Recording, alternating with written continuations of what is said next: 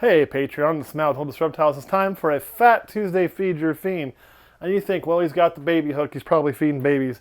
No, he's just lazy and doesn't want to bend over. I thought we'd feed our Suma in its brand new fresh environment since it's one of the snakes that graduated to a new tub, and we went straight to an FB40 with it. This is a snake I'm really excited about because if this thing eats just a little more, it'll be ready to breed this coming season. Which is great for you guys. There you go. So that was, man, Fat Tuesday's rocking and rolling. Hell, that was so good. Kurt, that was so good. Let's go for two. Let's go for two. You're so good. You're so good. And that would be our blackhead. So our blackhead we had in a bigger tub, and it didn't really want to feed for us or do very well for us. So we moved it to a smaller tub. And let me find which one I stuck it in. Black pastel, fire yellow belly, queen bee, blackhead. Here it is. And now look at this thing go. See if it'll eat that for us. Put it in there for you. Watch it fail me this time. But this is to kind of show you too that sometimes going from a larger cage to a smaller cage will definitely make a difference in feed. There's been a lot of things out there now. They need these huge environments and this and that. They need an appropriate environment. Big can be scary for them, I promise you guys. That doesn't mean you want to go as teeny tiny as humanly possible. But this snake was feeding pretty terrible for us, honestly, in an FB70. It was a little small for an FB70. We were hoping it'd just go in there and thrive. Once we got things moved around, we went ahead and moved it to an FB20. And we actually moved this before I moved the rest of the rack. So let me tell you, it has fed like a beast in this. This is the most timid I've seen it be since we moved it over. I think it's fed 2 to 3 weeks in a row. And it's going to probably feed this week, just a little bit more shy. Dun dun dun dun dun dun dun. Get it. Hit it.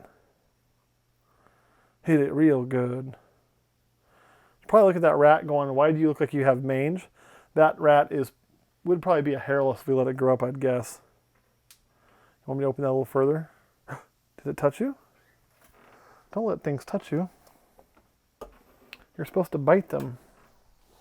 You're supposed to bite that rat. Coil it up. Give it a big loving hug. Tell it how much you care for it. And now. And now. How about now? Well, of course, the time I tell you it's eating good, it didn't get shy on me.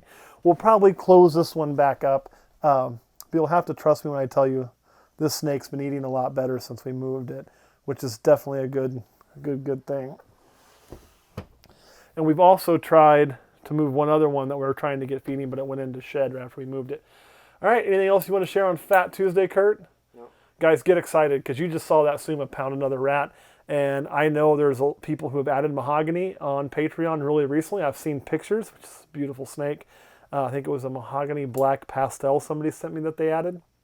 But with that Suma going into our projects, we're going to be able to offer you a lot of mahogany here in the very near future, which I, for one, am very excited about.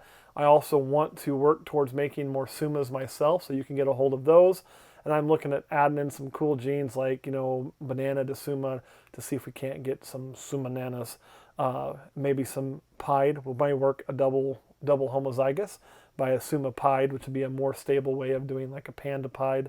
And if we can throw in a kicker gene into that with a single gene black pastel, so the ultimate goal would be a homozygous Suma, right? Super mahogany, heterozygous black pastel, so single gene black pastel, homozygous or visual pied. So you'd end up being technically a 1, 2, 3, 4, 5 gene animal.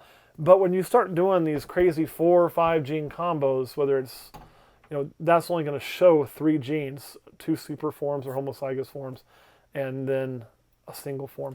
But I think you'll get a jet black and white snake by doing that, which is what everybody is going for the super black pastel. Did you hear that? I heard that. The super black pastel pieds. They weren't getting, and I think good things were happening there. Yeah, there it is.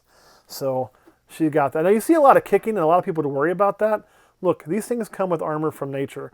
This is where if you had a scaleless though, you would want to switch it to frozen thawed for sure, because all those little scratches that for my blackhead aren't going to matter.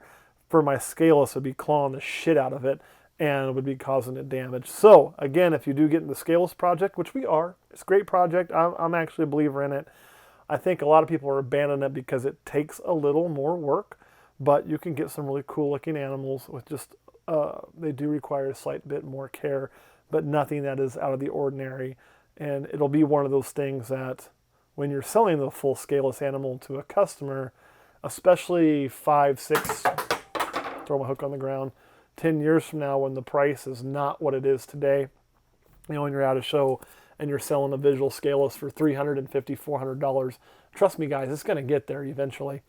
You are going to have to disclose to the customer, hey, it's cool if you want to buy this snake for a pet, but here's the things that you have to do for it, X, Y, and Z, because it is special. As long as you do that, I don't see any real issue with it. But you can see with that blackhead where the scratching was over here, there's literally nothing wrong. Nothing's breaking the skin, tearing the scale, or anything. The only spot I'd be worried about that is the face with an eye scale, but that looks perfect. All right, 2 for 2. Like I say, smaller tubs works. All right, guys, thanks for watching on this Fat Tuesday for Feed Your Fiend, and we will catch you next week.